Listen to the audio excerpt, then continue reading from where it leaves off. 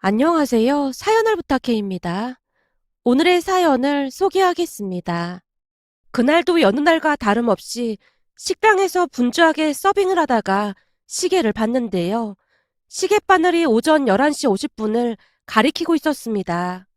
그런 와중에 젊은 커플이 한쪽 구석에 자리를 잡고 앉으려고 했고 제가 급히 다가가서 최대한 정중하게 말을 꺼냈어요. 죄송한데 이 테이블은 예약 테이블이라 제가 다른 자리에 안내해드려도 될까요? 제 말에 커플이 자리를 이동해줬고 잠시 후 시계바늘이 정확히 12시 정각을 가리키자마자 할머니, 할아버지 두 분이 식당 안으로 들어오고 있었습니다. 그리고는 당연하다는 듯이 구석에 위치한 테이블에 앉았어요. 두 분 가까이 다가가자 역시 할머니께서 주문을 했습니다. 여기 순댓국밥 2개 주세요. 네, 금방 가져다 드리겠습니다. 라며 제가 주방에 순댓국밥 2개요라고 외치고 있었고 주방에서 일을 하던 엄마가 제게 물었어요. 어르신 두 분 오신 거지? 네, 지금 막 들어오셨어요. 암튼 시간은 정확하시다니까. 자, 여기. 내가 오늘도 순대 많이 넣었다. 엄마가 활짝 웃으며 순댓국밥 2그릇을 건넸습니다. 건네받은 순댓국밥을 들고 테이블로 성큼성큼 걸어갔는데요. 할머니께서 활짝 웃으며 제게 말했어요. 이 집은 어떻게 시키자마자 바로 나올 수가 있어? 할머니, 이건 비밀인데요. 우리 식당에는 마술사가 있거든요. 그래서 누가 올지 미리 알고 있어서 이렇게 금방 나오는 거예요. 젊은 사람이 능청스럽게 농도 잘하네. 여보, 우리 앞으로도 여기 자주 옵시다. 그럽시다. 앞으로도 자주 올 테니 순댓국밥 식기 전에 얼른 먹자고. 전에 우리가 순댓국밥집 할 때 그렇게나 많이 먹었었는데 이 순댓국밥은 먹을 때마다 항상 맛있는 것 같아. 영감, 그때 우리 고생 무진장 많이 했잖아. 그러면서 이만큼 살게 된 거고 말이야. 난 이 순대가 세상에서 제일로 좋아. 그렇지. 당신이 참 고생 많았지. 당신한테 항상 고맙소. 지나간 추억을 떠올리던 두 분의 눈빛이 아련해져 있었다고 해야 할까요? 특히나 할아버지의 눈시울이 붉어져 있었습니다. 그 모습에 제가 살며시 자리를 피해드렸는데요. 그날도 역시 할아버지께서 숟가락으로 순대 몇 개를 뜨더니 할머니 그릇에 넣어주고 있었어요. 영감도 많이 먹어야지. 다 날 주면 어떡해. 난 괜찮으니까 많이 먹어. 난 당신이 먹는 것만 봐도 배가 부르니까. 젊었을 때는 그렇게나 무뚝뚝하던 양반이 언제 이렇게나 바뀌었을까나. 그날따라 할머니의 정신이 또렷해 보였는데요. 잠시나마 할머니의 정신이 맑아진 게 아닌가 싶었습니다. 제가 다른 손님 국밥을 받기 위해 주방으로 걸어가서 엄마에게 말을 했어요. 엄마, 오늘 할머니께서 정신이 또렷하신 것 같아. 왜? 오늘도 말을 많이 하시는 거야? 라며 엄마가 물었는데요. 두 분은 1년 내내 매일같이 우리 식당에서 식사를 하고 계셨고 할머니는 치매를 앓고 계셨습니다. 간혹 할머니의 정신이 맑아지는 날에는 말씀이 많아지셨는데요. 어느 날은 아버지가 할머니께 어디에 사는지 물어보자 정확한 주소를 말씀해 주기도 했습니다. 그 모습에 할아버지께서 경기를 하신 채 할머니를 나무랐어요. 주소를 그렇게 막 알려주면 어떡해. 어르신, 걱정하지 마세요. 혹시나 해서 물어본 것 뿐이니까요. 저 그렇게 나쁜 사람 아닙니다. 아버지의 말에 할아버지께서 미안한 듯 헛기침을 하고 있었습니다. 그동안 우리가 많이 신경 써준 걸 잘 알고 있었을 테니까요. 그날 제가 아버지께 물었습니다. 아버지, 주소는 왜 물어보신 거예요? 그냥 물어봤지 뭐. 우리 단골 손님이시잖니. 그 정도 고객 관리는 기본이지. 아버지가 알 수 없는 말만을 하고는 미소 짓고 있었습니다. 그렇게 시간이 지나면서 할아버지와도 조금씩 대화를 할 수 있었는데요. 할아버지 말씀으로는 두 분이 아주 오래전에 순대국밥집을 운영했었다고 합니다. 그때 당시 돈도 꽤 벌었다고 하고요. 그런데 우연히 우리 식당 순대국밥을 먹어보고는 옛날 그 맛과 똑같다고 할머니께서 그렇게나 좋아하셨다네요. 그뒤 참 신기하게도 할머니께서 아침에 눈만 뜨면 순대국밥을 먹으러 가자고 했답니다. 결국 할아버지는 매일같이 우리 식당에 방문하고 있었고요. 할머니는 제대로 기억을 못 하시는 모양으로 전날 순대국밥 먹었던 기억을 못하는 날이 더 많았습니다. 거의 대부분을 마치 처음인 것처럼 말을 했으니까요. 그러던 어느 날, 그날도 여느 날과 다름없이 두 분의 국밥을 준비하고 있었는데요. 그날은 두 분이 아니라 네 분이 식당 안으로 들어왔습니다.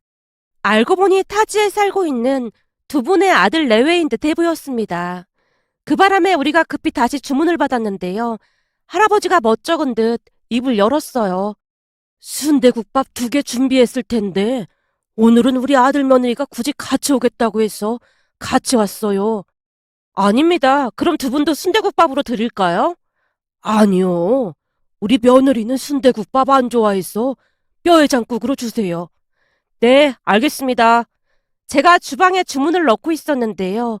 네 분이서 심각하게 대화를 하고 있었습니다. 우선 며느리가 할아버지를 나무라기 시작했어요. 아버님, 이제 그만 이사하시라니까요. 우린 여기가 편해. 근처에 큰 공원도 있고 산책하기가 얼마나 좋은데. 그래도 아버님 혼자 어머님 돌보시는 게 보통 어려운 일이 아니잖아요. 그럼 내가 내 마누라 챙기지? 누가 내 마누라를 챙겨? 거기다 간병인이 매일 와서 힘들 것도 없다. 네 시어머니가 워낙 조용한 치매잖니. 매일같이 순대국밥 찾는 거 외에는 뭐 힘들게 하는 것도 없다. 내가 정 힘들면 말할 테니까 마음 쓰지 마라. 그래도 저희 마음은 그렇지가 않잖아요. 맞아요, 아버지. 여기 오가는 데만 해도 시간이 꽤 걸리는데 그냥 우리 집으로 들어오세요. 그러다 무슨 일이라도 날까 걱정도 되고요. 우린 여기 안 떠날 거다. 그러게 누가 그렇게 자주 오래? 내가 무슨 일 있을 때마다 연락한다고 하니까 뭐 한다고 매주 몇 번씩 왔다 갔다 하고 있어. 할아버지께서 아들 며느리를 나무라고 있었습니다. 잠시 후 음식이 나왔고 제가 가져다 드렸는데요. 저를 보며 할아버지가 빙긋 웃으며 입을 열었어요. 네 어머니가 여기 순댓국밥을 그렇게나 맛있게 먹는데 어디로 이사를 해? 거기다 난 여기 이 총각이 그렇게나 좋다. 우리가 올 때마다 얼마나 잘하는지 몰라. 눈치도 빠르고 성격도 좋고 얼마나 마음에 드는지 몰라. 그동안 무뚝뚝하기만 했기에 그날 처음으로 칭찬을 들었던 것 같네요. 창피한 마음이 들어 얼굴이 시뻘개진 채 제가 꾸벅 인사를 하고 자리를 피했는데요. 아들 며느리가 계속해서 이사할 것을 권유하고 있었지만 할아버지는 시종일관 들은 척도 하지 않고 순댓국만 드실 뿐이었습니다. 그렇게 잠시 후 아들이 계산을 하기 위해 계산대로 왔고 제게 조용히 물었습니다. 우리 아버지께서 많이 믿고 의지를 하시는 것 같아서 그러는데 우리 아버지 지금까지 이 식당에 매일 오시는 거죠? 혹시 우리 아버지께서 안 오시거나 하면 이번으로 연락 좀 부탁드려도 될까요? 아, 네, 알겠습니다. 걱정하지 마세요. 그런 일 생기면 꼭 연락드릴게요. 그렇게 저는 연락처를 건네받았고 휴대폰에 저장을 해뒀습니다. 다행히도 아들 며느리는 착한 사람들 같아 보였습니다. 그렇게 시간이 몇 달이나 지났을까요? 매일같이 오던 두 분이 12시가 지났음에도 불구하고 간간무소식이었어요. 결국 우리 모두는 몇 시간째 문 쪽만 바라보며 두 분을 기다렸는데요. 결국 두 분은 모습을 드러내지 않았고 제가 할아버지 아들에게 전화를 걸었습니다. 아들이 곧 전화를 받았는데 침울한 목소리로 힘겹게 입을 열었어요. 전날 주무시던 할머니께서 조용히 눈을 감으셨다고 했습니다. 그 바람에 갑작스레 장례를 치르고 있다고 말을 했기에 제가 장례식장 위치를 물어서 받아 적었습니다. 그리고는 영업이 끝나자마자 부모님과 함께 장례식장으로 향했습니다.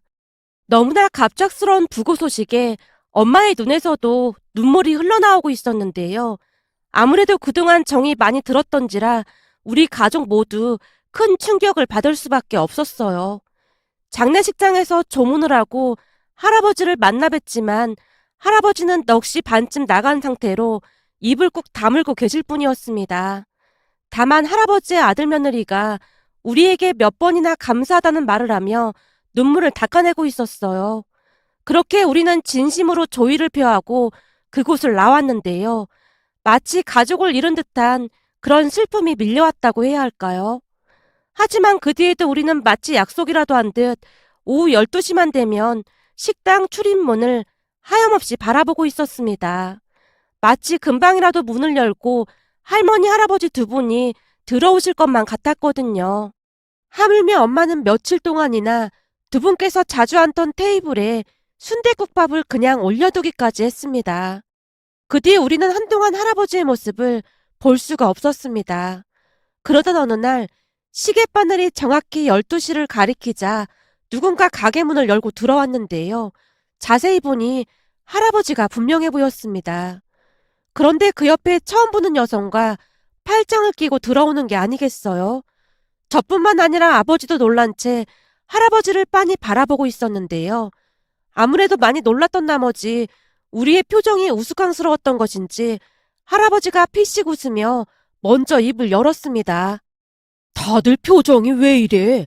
무슨 귀신이라도 본 것 같은 표정이네. 어르신, 그동안 도통 오시질 않길래 걱정 많이 했습니다. 왜? 내가 저 세상으로 가기라도 했을까봐? 아니, 그런 건 아니고 어디 편찮으신 건 아닌가 해서 그랬죠. 그래도 예정이 있는데 가끔은 들러주시지 그러셨어요. 건강해 보이시는 거 보니까 서운하기까지 하네요. 아버지가 농담을 섞어 말을 하고 있었는데요. 할아버지가 툭 하고 던지듯 한마디를 했습니다. 내가 여기 순댓국을 하도 많이 먹어서 질려서 안 왔어. 사실 우리 할멈이 워낙 좋아하니까 온 거지. 나도 질릴만 하긴 했잖아. 할머니 이야기를 꺼내던 순간 할아버지 얼굴이 약간은 쓸쓸해 보였다고 해야 할까요? 아버지도 그 부분을 직감한 것인지 다시 농담을 시작했습니다. 어르신이 안 오시니까 매출도 영 안 좋고 저희 가게 문 닫게 생겼습니다. 하긴 내가 사람을 끌고 다니는 게 있긴 하지. 걱정하지 마. 앞으로는 자주자주 올 테니까. 정말이시죠? 라며 아버지가 할아버지 옆에 있던 아가씨의 얼굴을 궁금한 듯 바라봤어요. 여기는 우리 손녀야. 평소에는 바쁘다고 얼굴도 잘 안 보이던 녀석이 지 할머니 저세당 가고 충격받았는지 자주 찾아오고 해서 요즘 아주 귀찮아 죽겠어. 우리 손녀가 할머니 좋아하던 순댓국밥 먹으러 가자고 해서 이렇게 왔어. 그날따라 할아버지가 많은 말을 하는 듯 해 보였는데요. 아무래도 손녀와 함께여서 기분이 많이 좋은 듯 해 보였어요. 그 뒤 할아버지는 다시 매일같이 우리 식당에 와서 식사를 했어요. 아무래도 홀로 계시다 보니 그냥 한 끼 때우자 하시는 모습 같아 보였습니다. 그러다가 언제부턴가는 우리 가족이 식사를 할 때 같이 식사까지 하게 되었는데요. 그냥 간단한 반찬에 찌개 등을 놓고 식사를 했습니다. 어느 날 아버지가 먼저 말을 꺼냈거든요. 어르신, 다음부터는 조금 이른 시간에 오시던지 조금 늦은 시간에 오시죠. 왜? 늙은이라 방해돼서? 그런 건 아니고 맨날 순댓국밥만 드시면 질리잖아요. 그냥 우리 식사할 때 같이 드시자고요. 저희가 진수성찬을 차려서 먹진 않지만 그래도 다 같이 먹으면 밥맛도 좋지 않겠어요? 아버지의 말에 할아버지가 바로 대답을 하진 않았지만 그 다음날부터는 조금 늦은 시간에 식당에 들어오셨고 그 뒤부터 우리는 의례 할아버지가 식당에 들어오시면 같이 식사를 하게 되었습니다. 그렇게 몇 달이나 지나갔을까요? 그날도 역시나 할아버지가 오실 시간이 되어서 식사 준비를 하고 있었는데요. 단 한 번도 거르지 않고 오시던 할아버지의 모습이 보이지가 않았습니다. 한참을 문 밖에서 서성이던 아버지가 제게 물었어요. 너 그때 어르신 아들한테 전화번호 받은 거 있지? 네, 근데 왜요? 내가 혹시 몰라서 어르신께 전화해봤는데 전화도 안 받고 아무래도 이상해서 그래. 잠깐만요. 제가 전화해볼게요. 라며 제가 할아버지 아들에게 전화를 걸었지만 전화 연결이 되지 않았습니다. 아버지, 전화 연결이 안 되는데요? 그래? 아무래도 느낌이 안 좋아. 너 그때 어르신 주소 물어봐서 적어놓은 거 있지? 잠깐만요. 그게 한참 전 일이라 저도 찾아봐야 할 것 같아요. 근데 주소는 왜요? 네가 그 주소로 한번 다녀와 봐야겠다. 어르신이 연락도 없이 안 오실 분이 아니잖니? 찾았다. 여기 적혀 있어요. 그럼 지금 다녀올까요? 그래, 얼른 다녀와 봐라. 별일이 없어야 할 텐데. 아버지 얼굴에 걱정이 가득해 보였습니다. 잠시 뒤 내비게이션에 주소를 치고 제가 집으로 찾아갔는데요. 집이 으리으리한 단독 주택이었습니다. 할아버지 집 문 앞에서 아무리 벨을 눌러도 대답이 없었어요. 결국 제가 세차게 문을 두드렸지만 인기척이 없었습니다. 걱정스러운 생각이 엄습해왔기에 제가 할아버지 아들에게 다시 전화를 걸었는데요. 다행히 전화 연결이 되었고 상황 설명을 했어요. 제 말에 아들도 많이 놀라는 눈치였고 아들이 약간 멈칫하는 듯 하더니 제게 말을 했어요. 정말 죄송한데 제가 비밀번호 불러드릴 테니까 안에 들어가서 확인 좀 부탁드려도 될까요? 저도 바로 출발하겠습니다. 혹시나 무슨 큰일이라도 생겼을까봐 걱정이 돼서요. 이런 부탁까지 해서 정말 죄송합니다. 아닙니다. 비밀번호 불러주시면 제가 열고 들어가겠습니다. 비밀번호를 듣고는 곧장 문을 열고 안으로 들어갔는데요. 평소 할아버지께서 신고 다니시던 신발이 현관에 그대로 놓여 있었습니다. 신발을 보자마자 제가 할아버지를 불렀어요. 할아버지! 할아버지! 그 순간 화장실에서 작은 소리가 새어나왔어요. 나 여기 있어. 나 여기 있어. 할아버지, 이게 무슨 일이에요? 괜찮으세요? 잠시만요. 우선 구급차부터 불러야겠네요. 급히 구급차를 부른 뒤 할아버지를 들쳐업고 거실로 나왔습니다. 할아버지, 제가 누군지 아시겠어요? 민수 총각이잖아. 나 정신은 멀쩡해. 근데 어쩌다가 여기에 쓰러져 계신 거예요? 머리를 감다가 바닥이 미끄러워서 발을 헛디뎠어. 근데 쓰러져서 꼼짝달싹을 못하겠더구만. 자네 아니었으면 진짜 큰일 날 뻔했구만. 근데 어떻게 알고 온 거야? 난 오늘 안에 우리 할멈한테 가는가 보다 그러고 있었는데 오늘 식사하러 안 오셔서 아버지가 가보라고 했어요. 제 말에 할아버지 눈에서 눈물이 흘러내리고 있었는데요. 아마도 몇 시간 동안 마음고생이 심했던 것 같아 보였어요. 곧 구급차가 도착을 했고 할아버지와 병원으로 갔습니다. 의사 말이 머리나 그런 곳은 다친 데가 없다고 하는데 허리를 심하게 삐끗하셨고 복숭아뼈에 금이 갔다며 당분간 병원에 입원해서 치료를 받자고 했습니다. 그 뒤 할아버지 아들 며느리가 병원으로 뛰어들어와서는 한동안 눈물을 흘리며 어쩔 줄을 몰라 했습니다. 그 와중에 할아버지가 아들 내외를 달래고 있었고요. 나중에 소식을 들은 부모님도 할아버지 병문안을 갔는데요. 엄마가 병원 냉장고에 할아버지가 좋아하는 반찬을 넣어드리고 오기도 했습니다. 그렇게 시간이 얼마나 지났을까요? 어느 날은 할아버지 가족들 모두가 우리 식당으로 우르르 몰려들어왔는데요. 들어오자마자 가족들이 우리에게 허리 숙여 인사를 했습니다. 정말 감사합니다. 요즘같이 각박한 세상에 이렇게까지 신경 써주시고 정말 너무너무 감사드립니다. 정말이지 큰일 날 뻔했는데 이 은혜를 어떻게 갚아야 할지 모르겠네요. 아닙니다. 우리 집 VIP 단골 고객님이신데 당연히 그래야죠. 그럼 내가 여기 VIP 중에 VIP지. 역시 우리 할멈이랑 내가 사람 보는 눈이 있었던 거야. 왠지 처음부터 이 식당에 낯설지가 않았다니까. 할아버지 말에 다 같이 웃음을 터뜨렸답니다. 그렇게 어느새 두 집안이 가족같이 지내게 되었어요. 할아버지 가족들 또한 식당에 자주 놀러 오곤 했으니까요. 그러던 어느 날은 그날도 역시나 할아버지와 함께 식사를 하고 있었는데요. 누군가 식당 안으로 들어오고 있었습니다. 이봐 김씨, 그때도 말했지만 그 날짜에 가게 정리하고 나가줘야겠어. 사장님, 가게세를 더 올려서 내도 안 되겠습니까? 아시다시피 여기서 장사를 오래 해서 단골 손님도 많은데 갑자기 나가라고 하면 저희가 난감해서요. 그러게 장사 잘 될 때 돈을 모았어야지. 돈 안 모으고 뭐 했어? 그러니까 당신 같은 사람들이 평생 지지리도 궁상으로 사는 거야. 악착같이 돈 모을 생각은 안 하고 꼴에 봉사활동 한답시고 독거노인 같은 할배들한테 공짜 밥이나 주고 그러니까 돈을 못 모으는 거 아니야. 이건 뭐 자기들도 살기 힘들면서 어려운 사람들 도와준다는 게 아주 웃기는 거잖아. 아무튼 난 두말하기 싫으니까 나갈 준비나 해.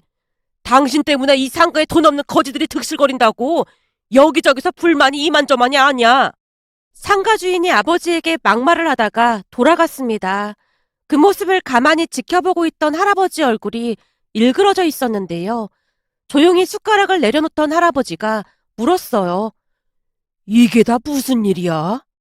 어르신, 미리 말씀 못 드려서 죄송합니다. 사실 몇 달 뒤에 저희가 가게를 나가야 할 것 같습니다.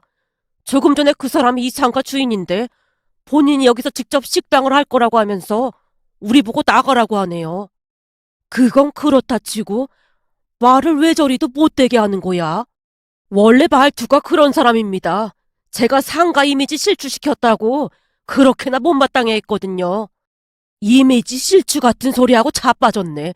내가 보기엔 지가 더 이미지를 실추하고 다니는 것 같구만. 암튼 곧 가게를 빼야 할 것 같습니다. 그래서 말인데 저희가 가게를 옮기고 나면 장소 다시 알려드릴 테니 앞으로는 거기로 오세요. 가게 자리는 알아봤고 그럼 이 상가 주인은 여기서 뭐 한다고 하는데?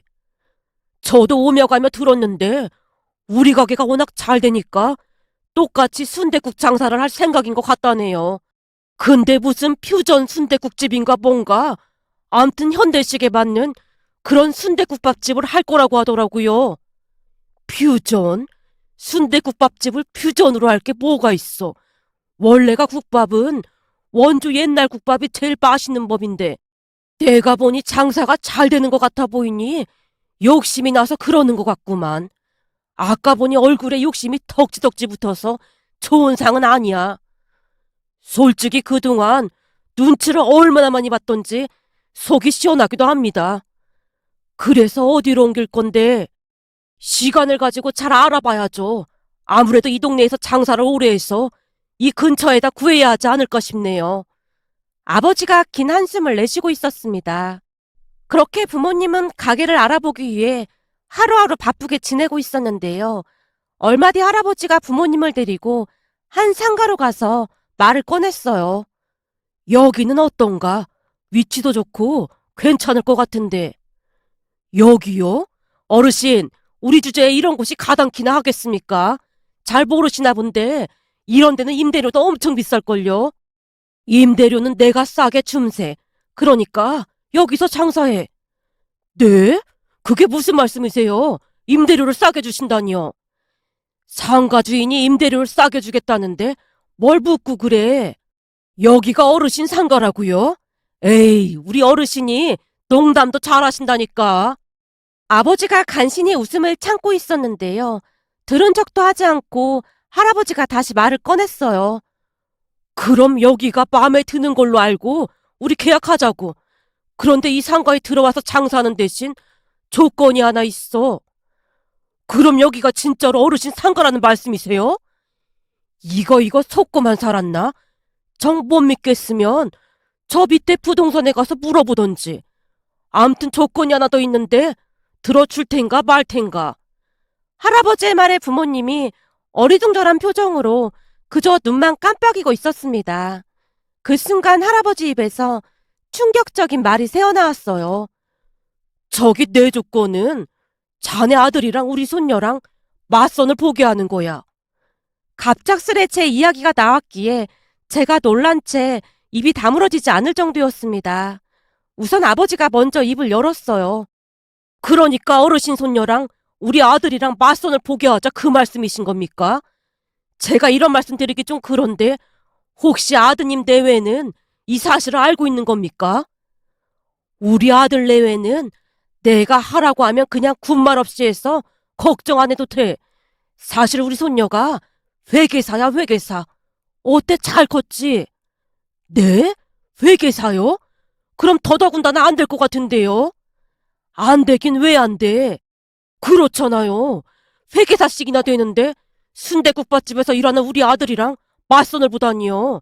보나마나 난리가 날 것 같으니까 말도 꺼내지 마세요. 왜? 자네 아들 땡땡대학교 나왔다며. 내가 알아보니 땡땡대학교 나올 정도면 공부를 꽤 해야 한다고 하더구만. 저기 어르신이 모르는 사실이 하나 있는데요. 그게 우리 아들이 땡땡 대학교를 나온 건 맞는데 저기 과가 좀 그래서요. 과? 과가 왜? 할아버지의 말에 아버지가 제대로 대꾸를 하지 못한 채 어쩔 줄을 몰라 하고 있었어요. 그 모습에 제가 멋쩍은 표정으로 입을 뗐습니다. 제가 땡땡 대학교를 나온 건 맞는데 그게 철학과를 나왔거든요. 부모님 소원이 서울에 있는 대학에 들어가는 거라 어찌어찌 점수가 맞는 과를 선택해서 가다 보니 철학과를 갈 수밖에 없었습니다. 철학과? 철학과가 어때서? 이제 보니 그래서 속이 그렇게 깊었던 거구만. 아무리 봐도 요즘 젊은 사람들이랑 달라도 너무 다르더니만 철학과를 나와서 그랬구만. 난 더 마음에 드는구만. 왜 그렇게 지혜로웠던 건지 이제서야 알겠구만. 할아버지가 전혀 뜻밖의 말을 하고 있었기에 우리 모두는 그저 어리둥절할 뿐이었습니다. 그런데 할아버지의 말에 제가 울컥하고 말았는데요. 그동안은 철학과를 나왔다는 말을 하자마자 철학과 나와서 뭐 먹고 살 거냐는 말만을 들었을 뿐이었으니까요. 대학을 졸업한 뒤 누군가에게 처음으로 인정받는 듯한 그런 느낌이었다고 해야 할까요? 암튼 저는 얼떨결에 할아버지 손녀와 맞선을 보게 되었는데요. 이런저런 말을 하다가 제가 어렵게 말을 꺼냈어요. 저기 할아버지께서 저를 마음에 드셔한 것 같은데 억지로 나오신 거라면 안 그러셔도 됩니다. 네? 그게 무슨 말씀이세요? 할아버지 마음에 들어서라니요. 잘못 들으셨나 보네요. 제가 먼저 소개해달라고 했거든요. 네? 나윤 씨가요? 민수 씨 키도 크고 얼굴도 잘생겼는데 거기다 성격까지 엄청 좋다면서요? 사실 제가 그동안 맞선을 조금 많이 봤거든요. 근데 대부분 남자들이 뭘 제일 많이 물어본 줄 아세요? 뭔데요? 회계사면 돈을 많이 벌 텐데 얼마나 모아놨냐. 집이 꽤 잘 산다고 들었는데 결혼하면 집에서 얼마나 보태주는 거냐. 대부분 다 그런 걸 물어보더라고요. 네? 그러니까 첫 만남에서 그런 걸 물어봤다고요? 그렇다니깐요. 완전 웃기죠. 근데 그 남자들은 제가 왜 화가 나는 줄 잘 모르더라고요. 그런 남자들이랑 결혼해서 어떻게 행복하게 잘 살겠어요? 그냥 혼자 살면 혼자 살았지 100번, 1000번 생각해봐도 저는 자신이 없더라고요. 저는 우리 할머니, 할아버지처럼 나이 들어서도 서로 손잡고 다니고 아껴주는 그런 사람이랑 결혼하고 싶거든요. 근데 할아버지께 들으면 들을수록 민수 씨가 딱 내 이상형이었어요. 그래도 나윤 씨는 회계사씩이나 되는데. 맞아요. 저 회계사로 돈도 잘 벌고 있고 많이 모아놓기도 했어요. 그니까 저는 조건만 좋은 남자보다는 마음 따뜻한 남자를 만나서 결혼할 생각이거든요. 거기다 민수 씨처럼 얼굴도 잘생기고 키도 크면 금상첨화겠죠. 나윤 씨는 생각보다 적극적인 사람이었고 그 뒤부터 우리는 자주 만나면서 서로를 알아갔습니다. 그러다가 결국에는 연인 사이가 되었고요. 쾌활하고 밝은 나윤이를 우리 부모님도 마음에 들어 했으니까요. 또한 우리는 할아버지 상가에 들어가서 장사를 하게 되었는데요. 다행히 위치도 좋았고 입소문도 나서 장사가 예전보다 훨씬 잘 됐습니다. 그러던 어느 날은 전 상가 주인이 우리 가게에 쫓아와서는 항의를 하기 시작했어요. 김씨, 지금 제정신이야? 이렇게 가까이 순댓국밥집을 내면 어떡해? 그리고 돈도 없다면서? 어떻게 이런 자리를 얻은 거야? 그건 알 거 없고 우리가 여기서 장사하는데 법적으로 무슨 문제가 있습니까? 할 말 다 했으면 그만 가보시죠. 뭐? 법적인 문제? 이제는 돈 좀 있다고 눈에 뵈는 게 없나 본데 인생 그렇게 사는 거 아니야. 이 씨도 인생 그렇게 사는 거 아니야. 뭐? 이 씨? 그래. 이래봬도 내가 너보다 2살이나 나이가 많은데 왜 꼬박꼬박 반말이야. 내 성이 김씨라 날 김씨라고 부른 거 아니었어? 근데 넌 이씨니까 이제부터 나도 이씨라고 불러줄게.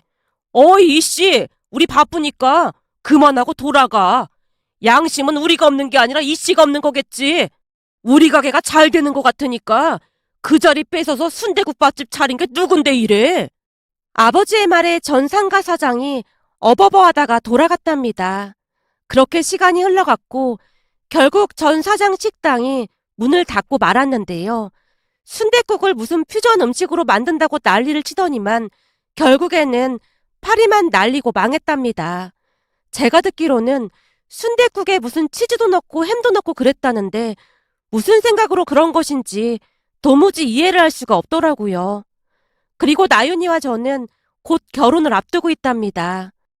결혼을 하게 되면 할아버지 집에서 같이 살게 될 것 같은데요. 아무래도 전에 사건도 있고 하다 보니 부모님도 그러라고 했거든요. 요즘은 하루하루 구름 위를 걷고 있는 그런 기분이랍니다. 문득 결혼을 앞두고 그동안 일들이 주마등처럼 스쳐 지나가 이렇게 글 남겨봅니다. 오늘의 사연은 여기까지였습니다. 즐겁게 보셨다면 구독, 좋아요 부탁드립니다. 고맙습니다.